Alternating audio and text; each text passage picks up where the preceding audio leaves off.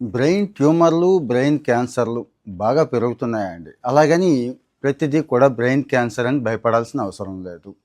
తేలిగ్గానే నయం చేయొచ్చు. కానీ ముదిరిపోతే మాత్రం నయం చేయలేము. ముందే కనిపెట్టేయాలి, ముందే పసిగట్టేయాలి. ఇప్పుడొచ్చిన అడ్వాన్స్డ్ ట్రీట్మెంట్ అంటే ఇప్పుడు సిటీ స్కాన్ కానీ, ఎంఆర్ఐలు కానీ కనిపెట్టేస్తున్నాయి. అప్పటికి ఇంకా అవసరమైతే బయాప్సీ చేస్తున్నారు. మంచి మెడిసిన్సే ఉన్నాయి. అసలు ఈ గోలంతా ఏంటి ఇప్పుడు అంటే, ఈరోజు వరల్డ్ బ్రెయిన్ ట్యూమర్ డే. ప్రతి రోగానికి ఒక రోజు ఉన్నట్టే ఈ రోజుని బ్రెయిన్ ట్యూమర్ డేగా జరుపుకుంటున్నాం. మరి ఇక్కడ కొన్ని వాస్తవాలు ఉంటాయి కదండి, తీసుకోవాల్సిన జాగ్రత్తలు ఉంటాయి, లక్షణాలు ఉంటాయి. ఇవి తెలిసేసుకుంటే అయిపోతుంది, జాగ్రత్త పడిపోవచ్చు. చుట్టూ ఎవడికో ఏదో వచ్చింది కదా అని చెప్పి మనకు కూడా అదే అని మాత్రం ముందైతే భయపడొద్దు. కానీ ఇక్కడ లక్షణాలు ఏముంటాయో చూద్దాం. తలనొప్పి అండి, విపరీతమైన తలనొప్పి వస్తూ ఉంటుంది. బ్రెయిన్ సీజర్స్ అంటాను చూడండి, మూర్ఛలాగా. అలాంటివి వచ్చినా కానీ ఆలోచించాల్సిందే. అంటే మాటి మాటికి అదే వస్తుంటాయి. ఇక వాంతులు అది ఎక్కువ అవుతున్నాయి అన్నా కూడా ఆలోచించాలి.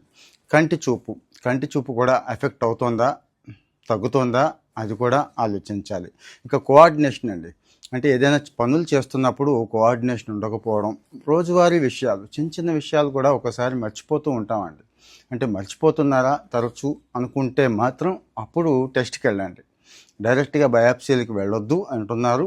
ఎంఆర్ఐలు, సిటీ స్కాన్ ముందు చేయించుకొని అప్పటికీ డౌట్ ఉంటే వెళ్ళండి.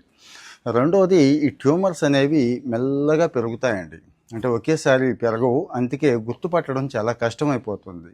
దురదృష్టం ఏంటంటే, చాలా టైం అయిపోయాక, అంటే బాగా ముదిరిపోయాక, పెద్దవైపోయాక కష్టమైపోతుంది. అప్పుడు కనిపెడుతున్నాము, పాపం డాక్టర్స్ కూడా ఏం చేయలేని పరిస్థితి.